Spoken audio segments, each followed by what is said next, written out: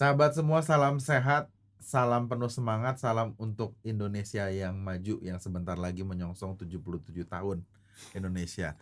Tuan rumah perspektif Haris Turino, Mas Haris. Ji, Salam sehat. salam sehat. Senang hari ini kami boleh berjumpa dalam episode ke-27. Dunia makin ramai ya, Mas. Ji, Geopolitik tambah panas, Ji. perekonomian juga. Ji. Semua diinjekkan. Itu bahaya sebetulnya. Saya bilang betul, kayaknya moh gitu. Tapi hari ini kita membahas nih teman-teman, kita pengen melihat bagaimana sih apakah Indonesia mampu bertahan dalam berbagai macam tantangan yang sekarang sedang berkembang di Indonesia secara ekonomi yang dipengaruhi juga faktor global. Kita tidak dalam keadaan yang baik-baik saja. Yes. Ya. Itu langsung kita straight to the point ngomong kita tidak baik-baik saja. Ya, jadi saya selalu menggunakan istilah we are not in a very good shape ya. Karena Indonesia sebagai bagian daripada dunia ngadepin dua tantangan yang paling besar ya. Yang pertama adalah tantangan kenaikan harga pangan di seluruh dunia, dan yang kedua juga kenaikan harga energi di seluruh dunia. Ya, ini tentu dampaknya besar sekali ke Indonesia, ya, juga ke banyak negara yang lain. Ya, inflasi tentu kerasa meningkat ya. Apabila kenaikan harga ini di-pass over ke masyarakat. Itu Mas Angga. Tapi sekarang gini Mas, saya langsung ngomong ke teknisnya aja karena agak mengerikan kalau dalam kacamata saya sebagai berpenghasilan yang gitu-gitu aja ya, mendengarkan kata-kata bahwa apakah angka subsidi 502 triliun itu apakah masih dapat ditopang sama postur APBN kita? Itu kan angka besar sekali. Besar sekali. Pak Jokowi sampai mengatakan bahwa banyak negara sudah tidak mampu untuk menahan subsidi yang diberikan kepada masyarakatnya. Ya, tapi sebelum masuk ke angka subsidi ini, Mas Ang, rasanya akan lebih baik ketika kita lihat dulu postur APBN kita di 2023. Ya. Nah, tentu kalau kita melihat postur 2023, kita tahu bahwa di tahun 2020 pemerintah mengeluarkan yang namanya Perpu nomor 1 tahun 2020 tentang kebijakan keuangan negara dan stabilitas sistem keuangan untuk penanganan pandemi coronavirus disease 2019 ya. Nah, Perpu ini kemudian sudah disahkan oleh DPR menjadi Undang-Undang Nomor 2 tahun 2020. Nah, apa sih implikasi daripada Perpu ini? Ya, implikasi yang utama daripada Perpu ini adalah pemerintah memiliki hak budget, di mana hak budget yang tadinya menjadi hak Dewan, sekarang di Perpu ini selama 3 tahun, disepakati selama 3 tahun, haknya bergeser ke pemerintah. Ya, sehingga tanpa persetujuan Dewan pun pemerintah bisa menentukan APBN. Nah, termasuk di dalamnya adalah melanggar undang-undang ya, mengabaikan Undang-Undang Nomor 17 tahun 2003 tentang keuangan negara. Yang clear menyatakan bahwa APBN defisit maksimal 3%. Nah, karena kondisi yang sangat buruk ini, maka pemerintah bisa defisit lebih dari 3%. Dan ini juga bukan cuma Indonesia sebenarnya. Banyak negara yang lain mengalami defisit anggaran juga sangat besar. Ya, kita lihat Indonesia untuk 2020 itu defisitnya sekitar 6,8%. 2021 di 5,4%, dan 2022 itu defisitnya kita estimasi di 4,4%. Tapi trennya sudah menurun ya? Trennya memang harus menurun. Harus menurun. Kenapa? Karena 2023 harus kembali lagi ke Undang-Undang Keuangan Negara, di mana maksimum defisit adalah 3%. Ya, dan hak budget, hak anggaran kembali lagi ke tangan DPR. Ini dinyatakan clear Undang-Undang Nomor 17 ya tahun 2003. Nah, jadi kalau pemerintah nanti mengelola anggaran ya defisitnya lebih dari 3%, maka pemerintah melanggar undang-undang. Itu inkonstitusional. Yes. Ya, sehingga harus maksimal 3% dari PDB. Ya. Nah, sekarang kita harus lihat berapa sih 3% itu dan berapa PDB kita. Ya. Tentu PDB 2022 kita belum tahu, belum baru selesai.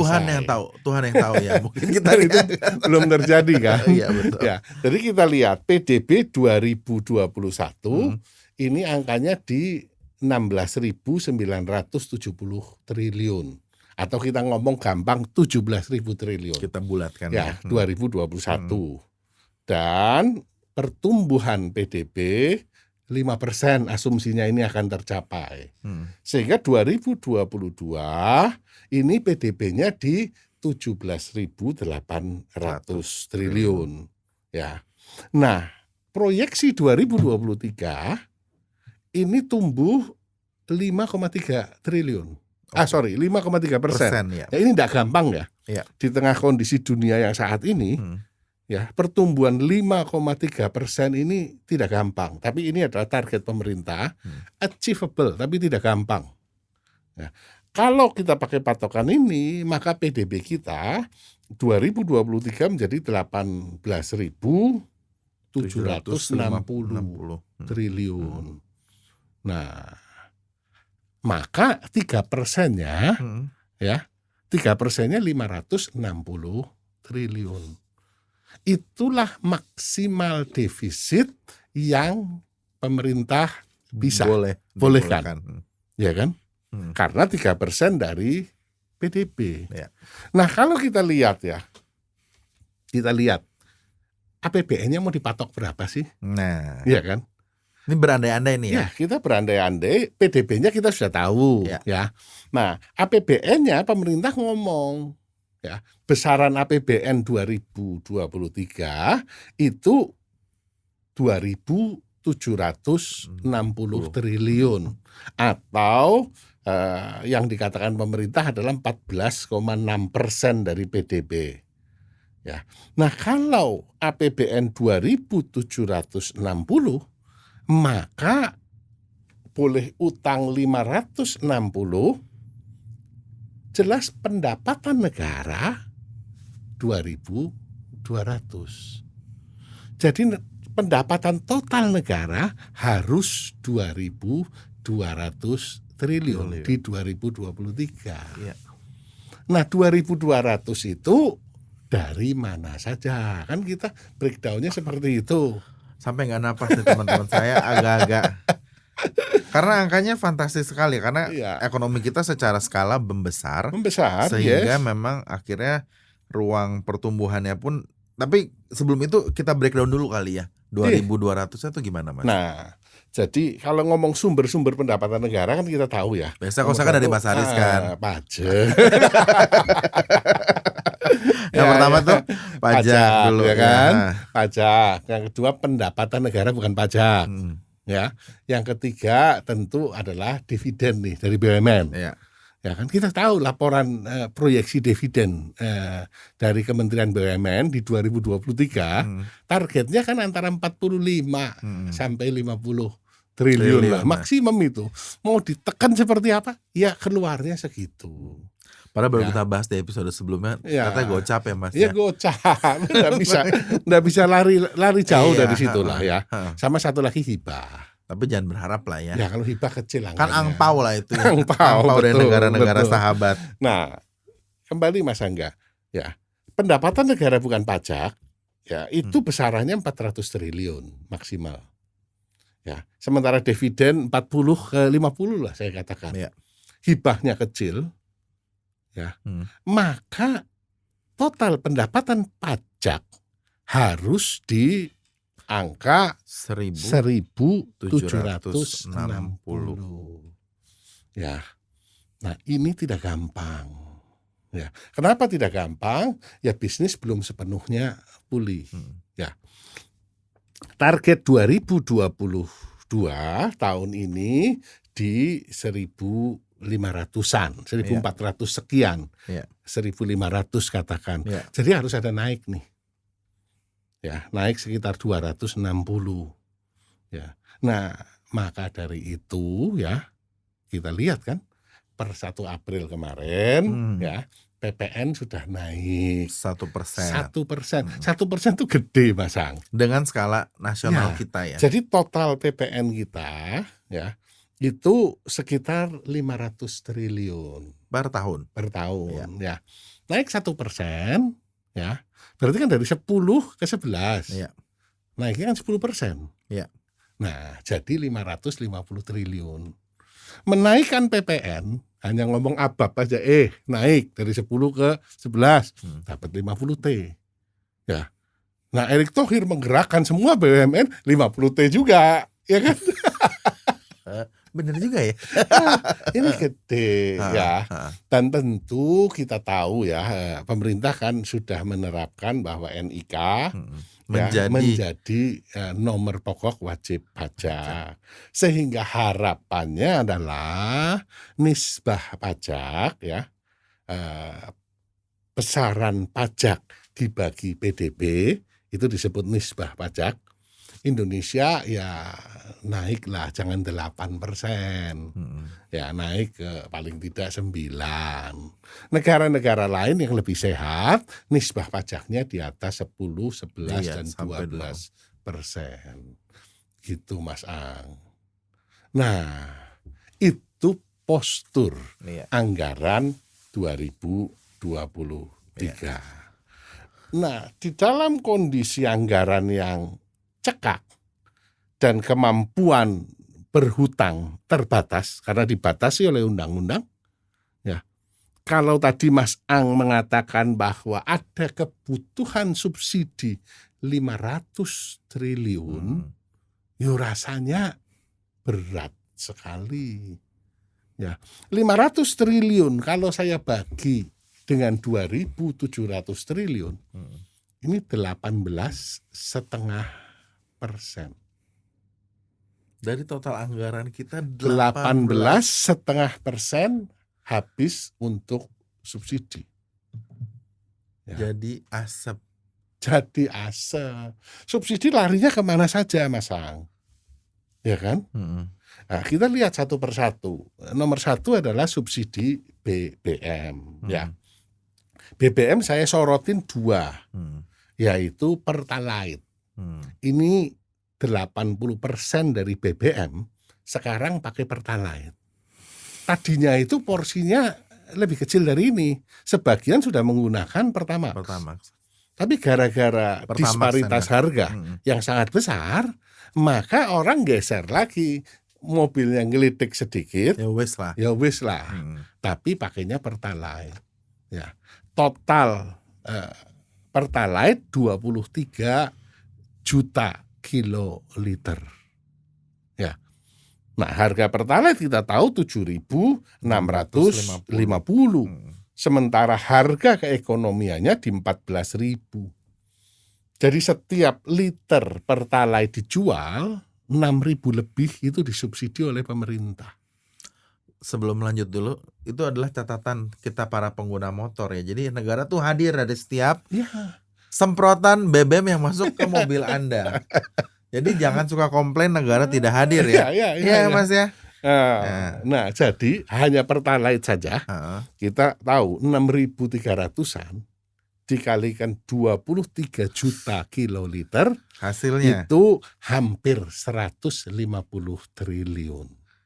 Pertalite. Berapa jembatan itu, Mas? Nah, ya. Biosolar, ya. Biosolar itu 10.000 kiloliter. Ya, 10 juta, sorry. 10 juta kiloliter. Kalau tadi Pertalite 23 juta. Ya. Ini 10 juta. Ya. Subsidinya sekitar 9.300. Ini untuk Pajero itu ya. Tuh. Nggak bener nih. Subsidinya lebih besar daripada harga biosolarnya. Ya. Karena harga biosolar di 5.000-an, subsidinya hampir 10.000 nih. Iya. Nah, ini sudah 93 triliun. Ya. Nah, dari 2 subsidi ini saja ya 150 tambah 93 make it around 240 triliun.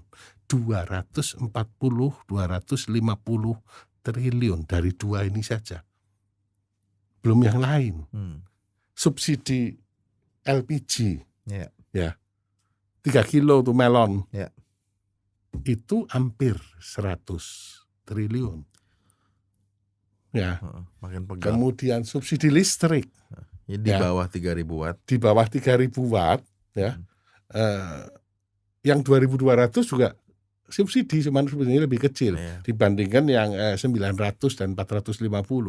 Ini besarannya 65 triliun.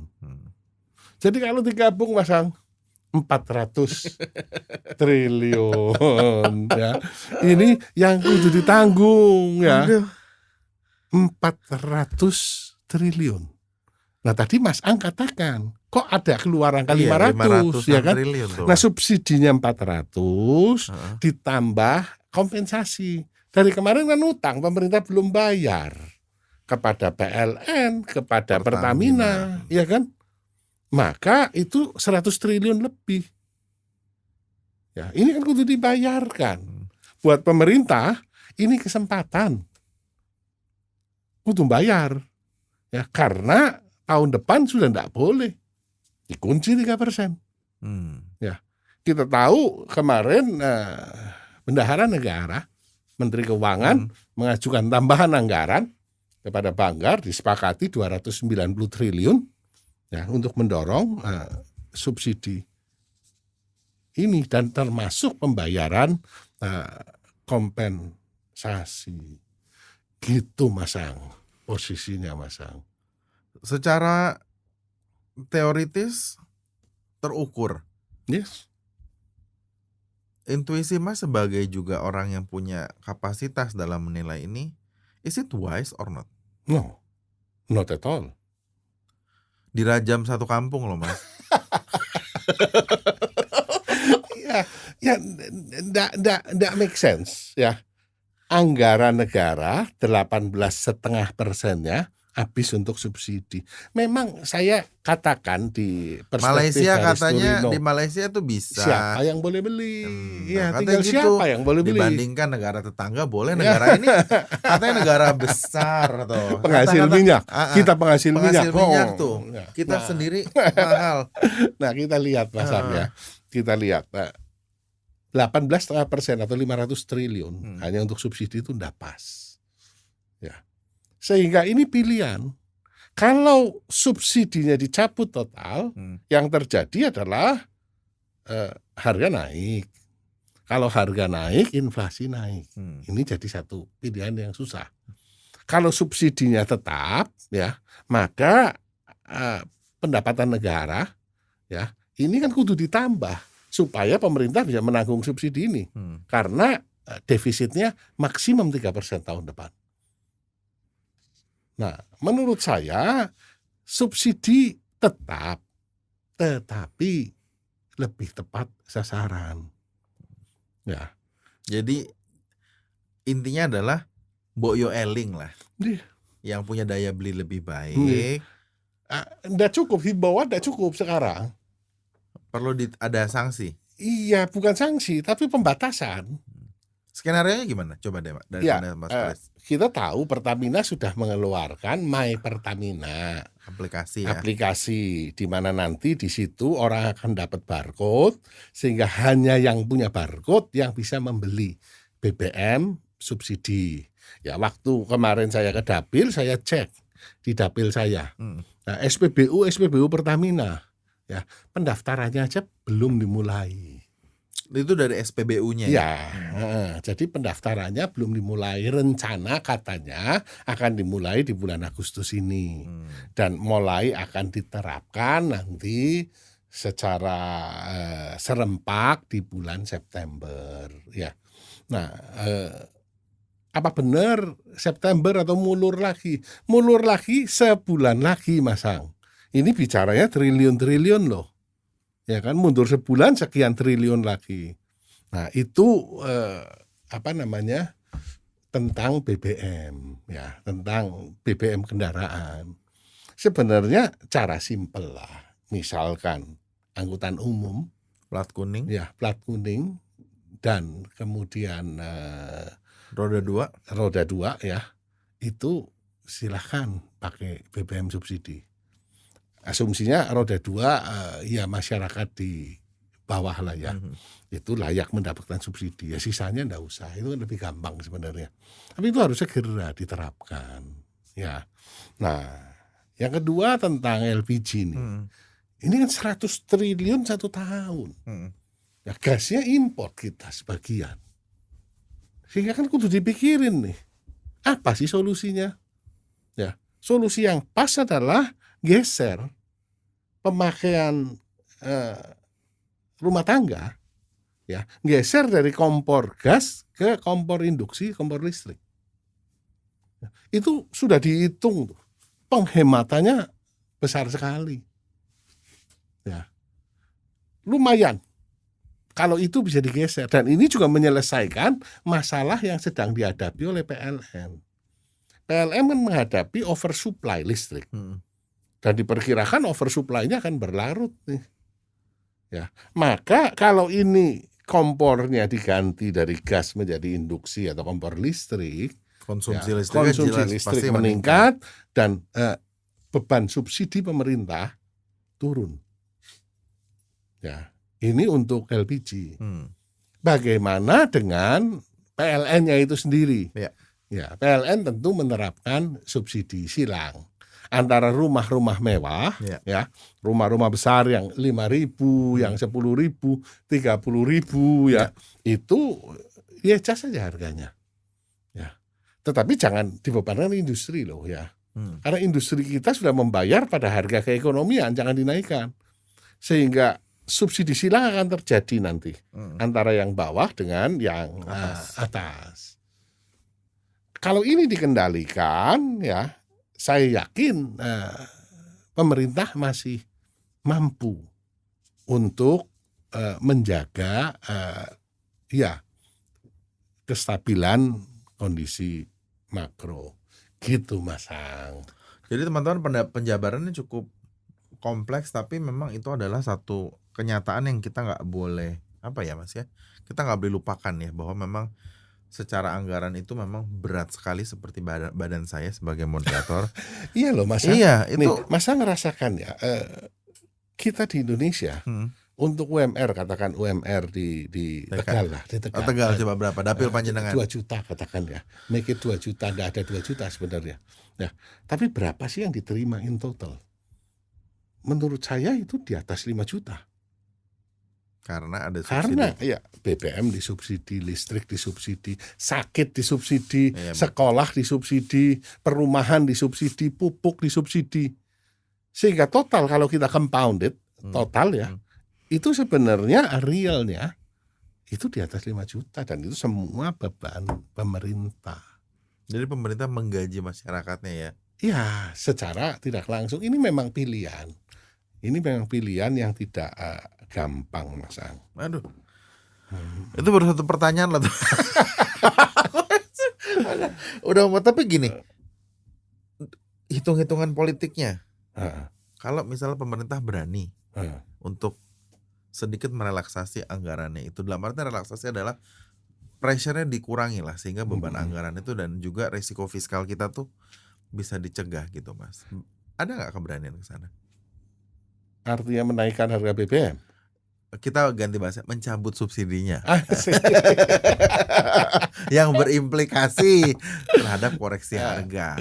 BBM itu hal yang sangat sensitif. Ya. Itu faktor sejarah atau secara? Sejarah. Presiden Soeharto dulu, ya, di akhir pemerintahannya itu salah satu penyebabnya guling, ya, itu karena dia menaikkan harga BBM yang kemudian dianulir. Ya.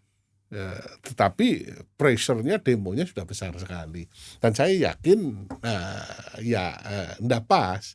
Ya, menarik di negara lain, Mas Ang. Tadi Mas Ang ngomong gimana kalau subsidinya di-adjust gitu ya. Saya lihat di Nigeria isunya sama, penghasil minyak ya. Bahkan mereka masih net exporter ya. Kita sudah net importer. Nah, di Nigeria itu harga BBM dipatok. Yang lucunya Mas Ang, yang dipatok hanya berlaku di Kota Lagos sama Abuja. Keluar dikit sudah pakai harga keekonomian.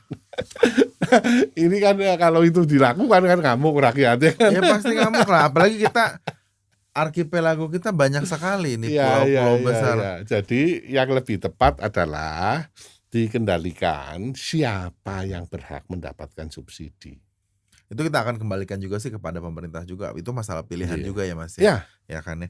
Dan kemudian juga ya kalau kita tadi Mas Haris sudah menyinggung juga soal masalah inflasi gitu. Secara singkat inflasi udah kebayang lah kurang lebih, ini biar kita punya waktu yang cukup untuk bahas yang lain.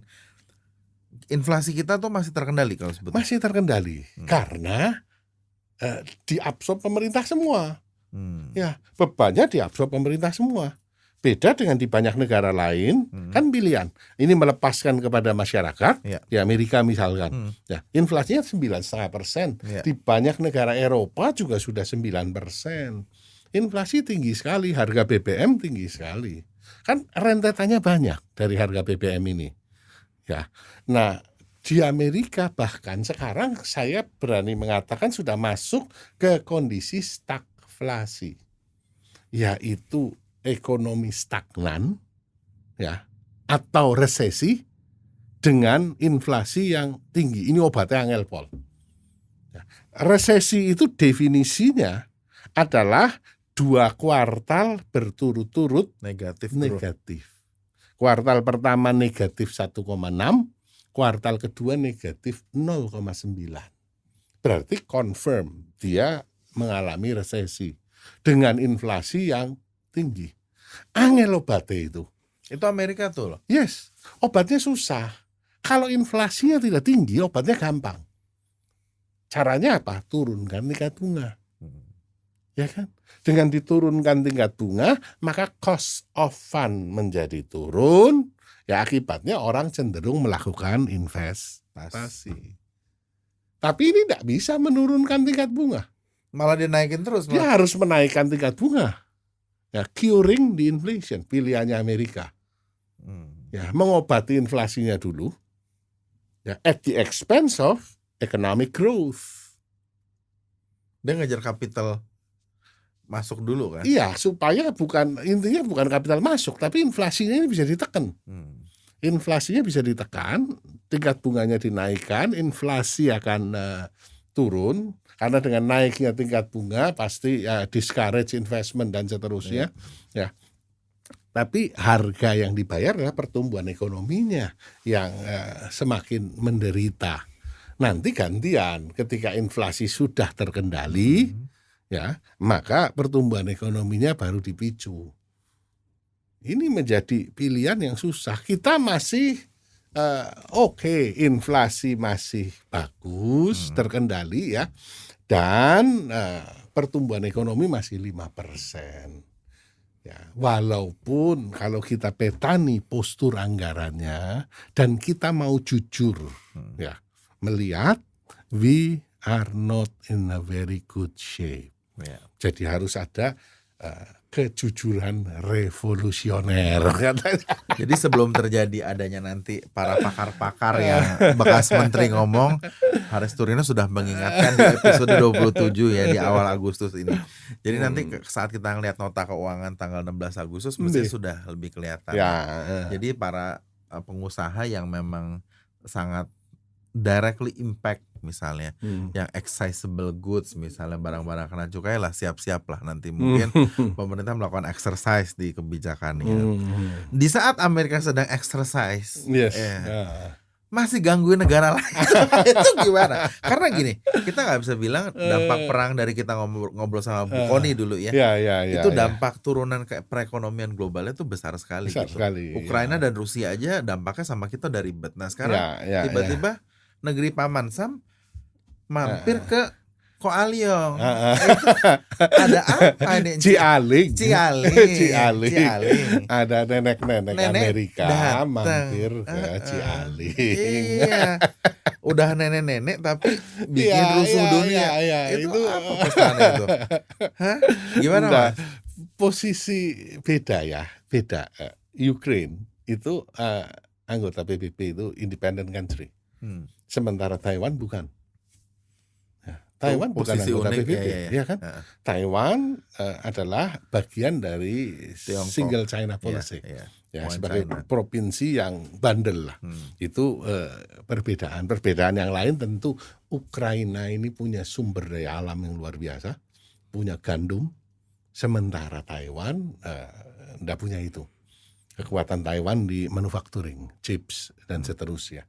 Ya, kemarin memang ya usil ya, tetapi ya alhamdulillah tidak terjadi satu peluru kendali yang ditembakkan. Karena kalau itu kemarin Xi Jinping ngamuk misalkan ya, nembak gitu ya, dikalkulasi tidak menguntungkan. Biayanya perang itu sangat mahal. Apalagi Xi Jinping sebagai presiden China, kan akhir tahun ini kan ada pemilihan, dia perlu mandat baru, ya enggak favorable untuk perang. Saya sepakat dengan Yuval Noah Harari, itu bukunya sangat bagus di triloginya. Mas Ang kudu baca, Mas Ang. Ya, ada 3 buku, Homo Sapien, Homo Deus, dan 21 Lesson for the 21st Centuries. Ya, itu tentang sejarah peradaban manusia. Di situ diceritakan bahwa zaman sekarang perang itu ongkosnya besar sekali, ya, tetapi benefit dari perangnya kecil sekali. Zaman dulu perang kalau kita menang, kita dapat natural resources, lahan jajahan dan segala macam. Sekarang kan enggak, ya kan, enggak seperti itu. Nggak mungkin terus diokupasi terus-menerus. Adanya kekayaan sekarang di data, di teknologi, hal yang berbeda. Kita lihat aja kondisi Ukraina. Penduduknya 40 juta. Sekarang 10 juta sudah ada di negara lain. Iya, minggat ya kan? Semua. Minggat. Ya, 10 juta lebih nggak punya gawean apa-apa. Infrastruktur negaranya rusak. Hancur, ya kan? Untuk kembali menjadi civilized country, it takes 20 to 30 years for Ukraine. Itu kalau kemudian Rusia mundur begitu saja, Ukraina menang misalkan, itu dianggapnya menang. Ya, padahal cost-nya sangat mahal. Buat Rusia sendiri, ya, itu juga biayanya sangat mahal karena mendanai pergerakan logistik perang ya. Ini utang. Ya kan, duit ini kan, ini beban luar biasa, Mas Ang. Duit yang tadinya bisa untuk pembangunan, ya dialihkan untuk membakar negara lain. Nah itu kan cost-nya luar biasa. Makanya saya melihat pilihan China kemarin tidak nyerang misalkan, ngamuk lah, ngawuran, Taiwan dihajar misalkan. Kalau Taiwan dihajar, nantinya kemudian diokupasi oleh Cina, masuk menjadi bagian Cina, atau Cina sendiri yang kudu bangun, ya kan? Mendingan banyak pilihan lain ya, yang lebih dari sisi perdagangan dan segala macam yang lebih elegan. Sisi perbatasannya lah apalagi posisi Pulau Taiwan sendiri sangat tidak kondusif lah ya untuk dia. Itulah Mas Ang. Jadi agak sedikit berbeda ya kondisinya. Jadi tidak menambah kalkulasi resiko. Tapi untuk mengkalkulasi resiko rakyat nih Mas saat ini sebagai juga statement terakhir setelah kita membahas ujung dari anggaran sampai geopolitik sedikit gitu. Meskipun kita pengen ngundang guru geopolitik yang baru ya Mas. Ya. Tapi belum kesampaian ya, mungkin nanti mesti kejadian. Tapi gini Mas, komitmennya DPR gimana nih Mas? Masyarakat, saya juga mungkin mengadres kepada Mas dalam kapasitas jenengan sebagai wakilnya rakyat gitu. Karena kan pada akhirnya keputusan bila mana terjadi harus ada adjustment dari sisi subsidi gitu. Yang implikasinya ada harganya naik. DPR posisinya Mas sebagai pribadi deh, kira-kira apakah siap juga untuk memberikan apa ya? Memberikan dukungan politik atau sikap politik yang clear gitu. Gini, sikapnya gimana Mas? Kalau kebijakan itu kan di eksekutif murni. Apalagi 2022 kebijakan anggarannya ada di eksekutif. Ya, tetapi saya sebagai anggota DPR RI saya tidak setuju kalau subsidi dicabut begitu saja, dan pemerintah tidak akan berani. tidak akan berani apalagi menjelang Mas tahun melangkahi, politik. melangkahi, ini melangkahi. Resikonya kegedean ya untuk dicabut begitu saja. Terjadi apa namanya ya kondisi yang tidak kondusif lah untuk menjelang 2024. Pemilu itu 14 Februari, sebentar lagi. Ya kalau terus kemudian terjadi kondisi yang tidak pas ya tidak bagus lah untuk pemerintah, untuk PDI Perjuangan dan untuk Indonesia secara umum. Jadi dikendalikan saja siapa yang berhak menerima. Jadi Ya. posisi Mas clear menolak, lebih Yes. baik mencari cara bagaimana subsidi itu lebih tepat sasaran. Yes, itu kan semua yang saya ceritakan tadi kan jangka pendek dan menengah. Jangka panjangnya katakan electric vehicles, ya EV. Indonesia kan nikel terbesar di dunia, sehingga baterainya kita punya seharusnya. Sehingga harapannya adalah ketergantungan terhadap BBM ya Semakin menurun. berkurang karena kita sudah net importer.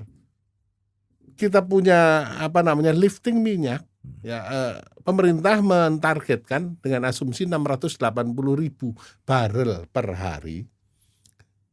Sementara kebutuhan BBM dalam negeri 1,4 juta barel per hari. Berarti separuhnya adalah import. Ketika harga internasional di atas 115 menjadi beban APBN yang luar biasa. Sehingga jangka panjangnya kudu dipikirin nih, kemana sih? Apalagi target ya bahwa 2060 kita sudah green. Net zero emission. Ya, green 100%.